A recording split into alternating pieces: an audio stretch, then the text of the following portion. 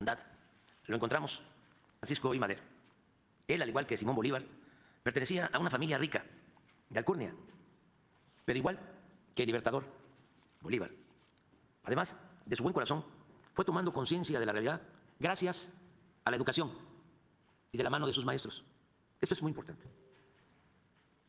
Una persona puede venir de una familia acomodada, con un pensamiento conservador, pero el estudio le da motivos, razones para pensar y actuar en favor de los demás.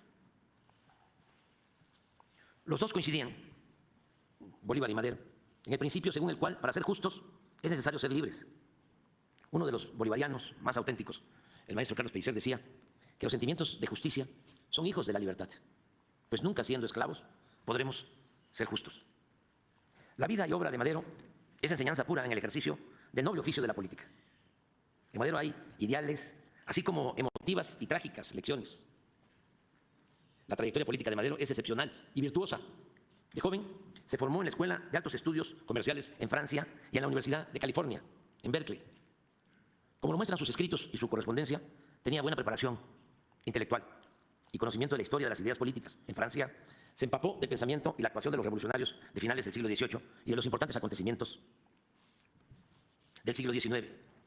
Por otra parte, asimiló y se convirtió en practicante de la corriente espírita, que en ese entonces era una doctrina de gran valor filosófico. Esto último, aunque fue usado en su contra, con extrema simplificación, le sirvió para afianzar sus convicciones, al grado de que mediante estas prácticas llegó a la íntima conclusión de que debía arriesgar hasta su vida por la causa de la libertad. Esto también es importante para los jóvenes. Debe tomarse en cuenta que, por lo general, un luchador social o político que busca transformar una realidad de injusticia y opresión siempre es movido por ideales y principios, por una doctrina o simplemente por una creencia. Nadie podría hacer algo verdaderamente trascendente por puro pragmatismo, sin poseer alguna de estas virtudes o valores. Siempre en la vida se busca algo. Y se tiene una doctrina, un ideal, un principio, que es el que nos hace caminar, vivir y ser felices. Madero dio pruebas de ser un excepcional empresario con inquietudes políticas libertarias.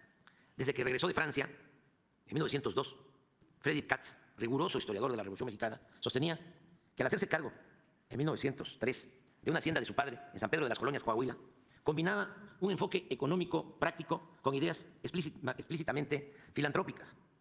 Comenzó por aumentar los salarios de sus trabajadores agrícolas.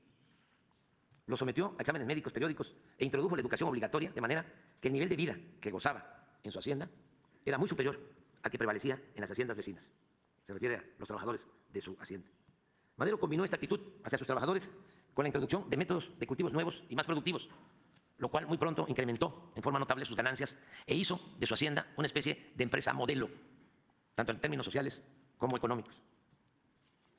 Al margen de los negocios, en 1905 actuó como presidente del Club Democrático Benito Juárez en Coahuila contra la reelección del gobernador Miguel Cárdenas. Luego de esa elección fraudulenta, lanza un manifiesto a la nación denunciando que la soberanía del Estado de Coahuila es un simple mito y llama a los ciudadanos a no claudicar ante la imposición antidemocrática. Un poco antes, a finales de 1904, y gracias a la intermediación de Camilo Arriaga, había prestado $2,000 para ayudar a que volviera a imprimirse, ahora en San Antonio, Texas, el periódico Regeneración. Él aportó $2,000. Ricardo Flores Magón le agradeció el servicio prestado a la causa porque, cito a Ricardo, si no hubiera sido por usted, dada nuestra situación difícil en San Antonio, hubiéramos ido al desastre, a la derrota y a la anulación completa de nuestras labores. Luego las relaciones, porque así son las cosas en la política, incluso entre revolucionarios. Las relaciones entre los dos se deterioraron porque uno se ubica en la línea moderada, Madero, y el otro en la más radical, Flores Magón. Pero aún